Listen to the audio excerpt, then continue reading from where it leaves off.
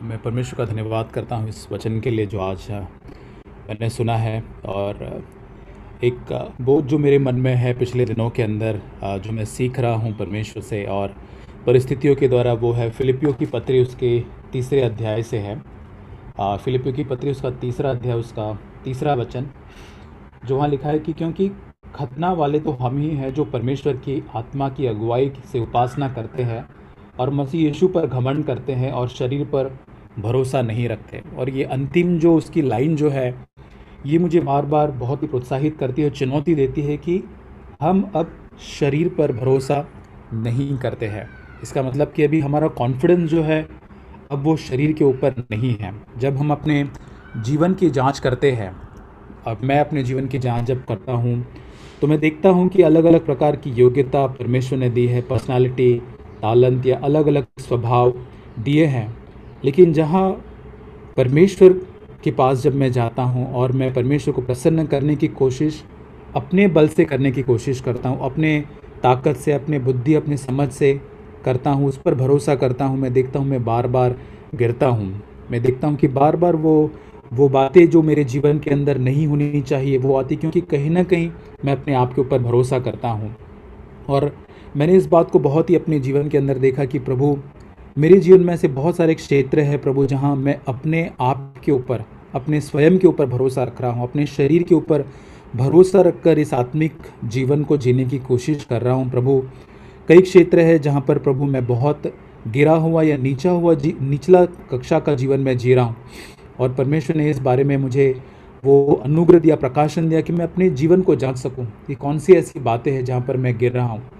और एक दो चीज़ें हैं जो परमेश्वर ने मुझे प्रोत्साहित किया कि वो जो संकेत हो सकते हैं, जो मुझे दिखा सकते हैं कि मैं अपने आप पर निर्भर हो रहा हूँ या परमेश्वर के ऊपर निर्भर हो रहा हूँ। ये एक साइन पोस्ट के जैसे हो सकते हैं कि कहाँ पर मैं अपने आप पर निर्भर हो रहा हूँ। तो पहली चीज़ जो मैं देखना चाहता हूँ कि यदि मैं ये सोचता हूँ कि मैं औरों से बेहतर या अच्छा हूँ और ऐसा मेरे साथ नहीं होगा, यदि मैं ऐसी मनोभावना रखता हूँ तो कहीं ना कहीं मैं शरीर के ऊपर भरोसा रखता हूँ। If I think that I am better than others and it won't happen to me, मैं औरों से अच्छा हूँ। और ये घमंड भरी भावना हमारे अंदर, जैसे अबू अंकल ने पहले ही बताया, और वही वचन आज लूका उसके 18 अध्याय से हमने देखा कि कैसे वो फरीसी और चुंगी लेने वाले के जीवन से हम देख सकते हैं कि हम आसपास के लोगों को देखते हैं, हमारे आसपास में परिवार को देखते हैं, रिश्तेदारों को देखते हैं, कलीसिया में, ऑफिस के अंदर हम देखते हैं आसपास के लोगों को, और कहीं ना कहीं हमारे अंदर एक तुलना करने वाली आत्मा आ जाती है, संघर्ष करने वाली, जो हम हमारे तुलना में संघर्ष करते हैं या लोग बेहतर नहीं हैं, गिरे हुए हैं, कमतर है, आत्मिक रीति से पीछे हटे हुए हैं।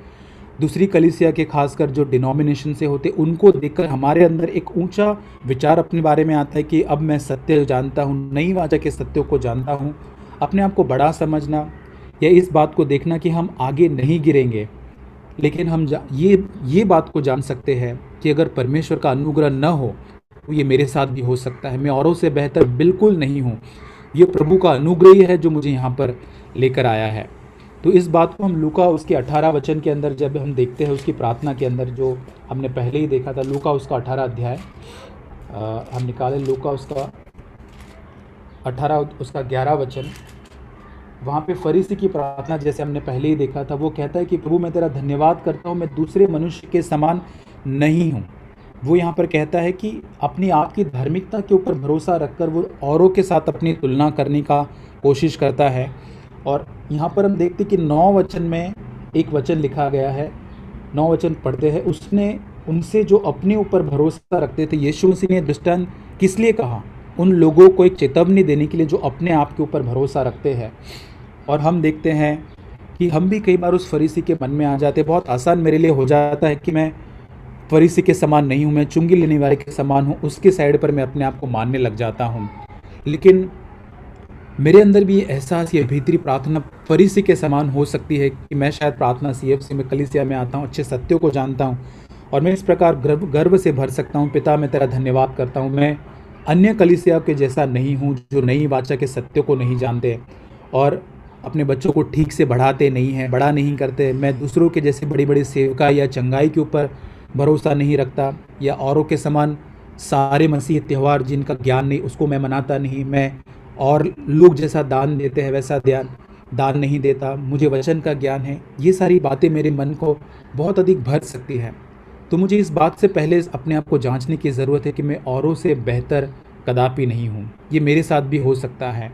तो इस बात में हम अपने आप को जांचें कि मेरे जीवन के अंदर अगर परमेश्वर का अनुग्रह न हो तो मैं उस फरीसी के समान ही बन जाऊंगा।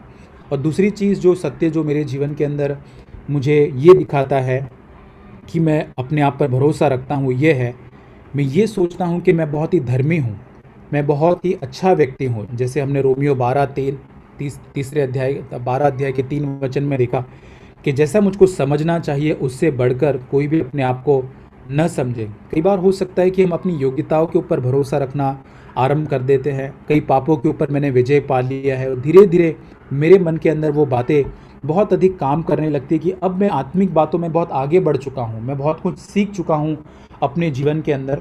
और इसका बेहतर उदाहरण हम देखते हैं शाऊल के जीवन से। हम देखते हैं, हम निकाले पहला शमूएल उसका 3 अध्याय, पहला शमूएल उसका 13 अध्याय, माफ़ करना। और उसके कुछ वचनों को मैं पढ़ना चाहता हूँ। हम जानते हैं कि राजा शाऊल जो है उसने बहुत ही नम्रता के साथ अपने जीवन की शुरुआत की, लेकिन जैसे जैसे वो आगे बढ़ता गया वो अपनी योग्यताओं पर, अपने शरीर के ऊपर जो है निर्भर होने लगा या उस पर भरोसा करने लगा। हम देखते हैं 13 वचन के अंदर कि कैसे उसका वहाँ पे गिरना होता है, प्रभु उसको कैसे इनकार करता है। लेकिन कुछ चीज़ें मैं देख रहा था कि शाऊल क्यों वहाँ पर गिरता है, क्योंकि कहीं ना कहीं शाऊल अपनी योग्यता जो पिछले जीवन में, पिछले सालों में परमेश्वर ने की थी, उस बायोडेटा को देखता है। मैं मानता हूँ कि शाऊल ने शायद अपने स्पिरिचुअल बायोडेटा को देखा होगा कि प्रभु ने क्या क्या मेरे साथ किया है। हम देखते हैं पहला शमूएल उसका 10 अध्याय उसका 21 वचन के अंदर वहाँ पे लिखा है, 10 वचन का 10 अध्याय उसका 21 वचन, वहाँ पे लिखा है कि तब वह बिन्यामीन के गोत्र का कुल करके समीप लाया और चिट्ठी मत्री के कुल के नाम पर निकली, फिर चिट्ठी कीश के पुत्र शाऊल के नाम पर निकली। हम देखते कि एक अलौकिक सिलेक्शन या चुना जाना यहाँ पर हुआ। बहुत सारी चिट्ठियाँ थी लेकिन उसके नाम की निकली। तो उसका फर्स्ट बायोडाटा में देखते कि वो एक अलौकिक शुरुआत करता है। उसके 22 वचन में आगे देखते हैं कि जब उसको राजा बनाने के लिए आगे लाते हैं वो छिप जाता है 22 वचन में। एक नम्र शुरुआत उसके जीवन की हम देखते हैं। 27 वचन में देखते हैं कि कुछ लोग थे जो उसको सपोर्ट नहीं करते थे, जो उसको तुच्छ मानते थे, लेकिन वहाँ पर देखते कि वो उनके पास भेंट नहीं लेकर आते 27 वचन के अंत भाग में, तो भी वह सुनी अनसुनी करके चुप रहा। हम देखते हैं कि वो जानता था कि मुझे बदला नहीं लेना है। कुछ अच्छे गुण उसके अंदर हम देखते हैं। 11 वचन का 6 वचन कि शाऊल पर परमेश्वर का आत्मा बल से उतरा था, परमेश्वर का आत्मा उससे बात करता था। उसके अंदर ऐसी और भी अच्छी अच्छी बातें थी कि वो उन लोगों को माफ़ करता है जो उनके साथ सहयोग नहीं देते। माफ़ करने वाले एक आत्मा था और बहुत ही आदर पाया हुआ वो व्यक्ति था। लेकिन हम देखते कि ये सारी चीज़ें उसके मन में भर गई और वो सोचता है कि ये उसके लिए ख़तरनाक साबित हुई और ये बातें अब मैं कर सकता हूँ। और वो बातें जो परमेश्वर ने उसके लिए नहीं करनी थी, वो बातें अपने हाथों में लेकर अपनी योग्यता के ऊपर वो बैठ कर सोचता है कि मैं कुछ बन गया हूँ, और धीरज नहीं था और स्वयं की दृष्टि में ऊंचा हो गया। कई बार हम भी उन्हीं बातों को, जब मैं अपने जीवन को देखता हूँ, पिछले जीवन को, कि प्रभु मैं किसी भी बात के ऊपर घमंड नहीं कर सकता। शायद प्रभु ने मुझे पिछले दिनों में इस्तेमाल किया होगा किसी बात के अंदर, औरों को मैं प्रोत्साहित कर पाया हूँगा, या मेरा इस्तेमाल या कहीं भी रीति से मेरे अंदर कोई भी नम्रता होगी।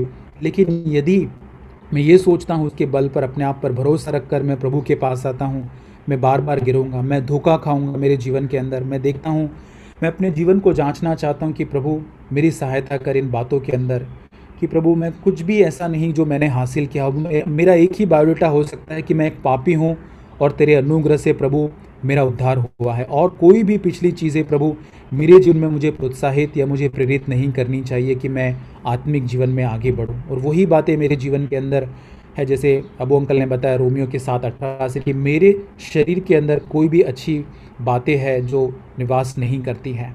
यही बात कि मुझे अपने आप को शून्य परमेश्वर के सामने जाना कि प्रभु मुझ में कोई भी बात भली या अच्छी नहीं है। प्रभु मैं देखता हूँ कि प्रभु अगर मैं कुछ अच्छा भला सोचूं मेरे बारे में तो पूरी रीति से वो व्यर्थ होगा। प्रभु मैं शून्य की हालात में तेरे पास में आना चाहता हूँ। और एक अंत में एक वचन मैं पढ़ना चाहता हूँ, यिर्मयाह उसका 31 अध्याय, यिर्मयाह उसका 31 अध्याय, उसका अंतिम वचन 40 वचन, जर्मयाह 31:40।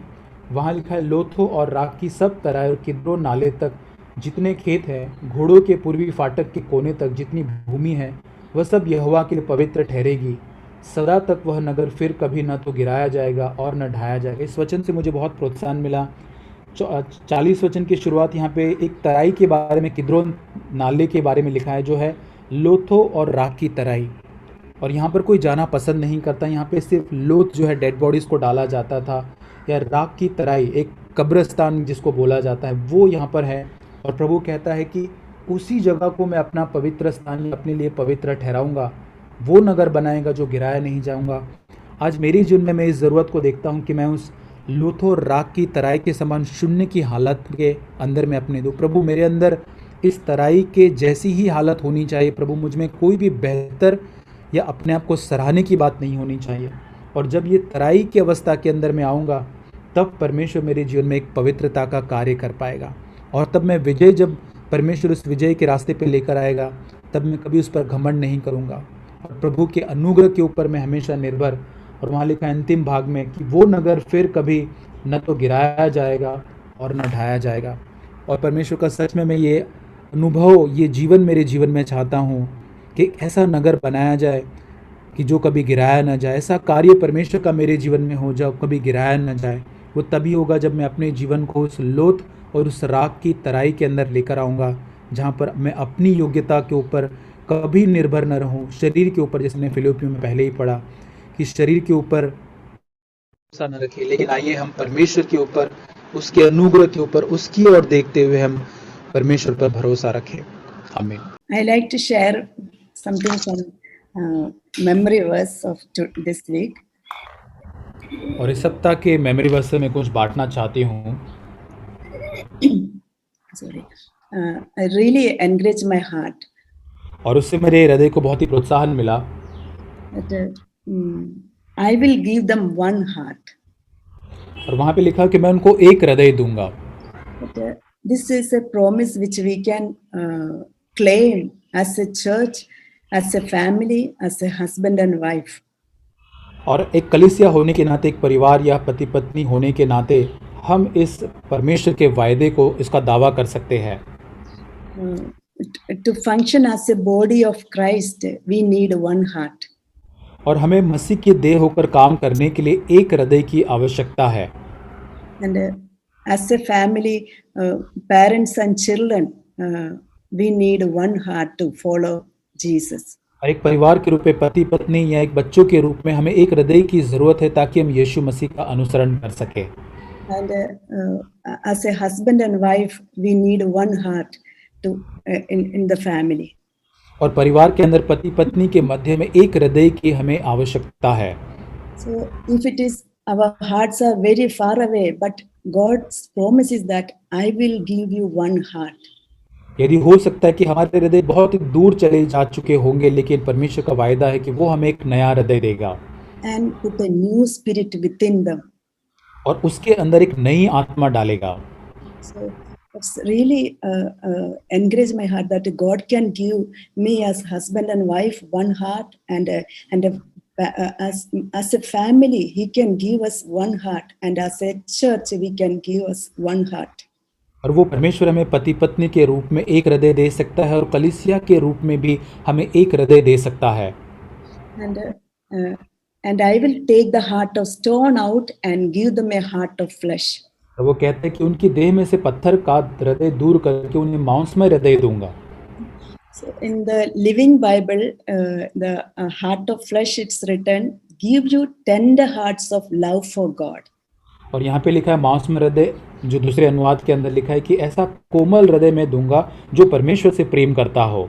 So that heart of stone is a heart is not having a love for God. और ये पत्थर का हृदय जो होता है, उसमें परमेश्वर के प्रति प्रेम नहीं होता है। Don't want to walk in His ways or don't want to obey His commandments.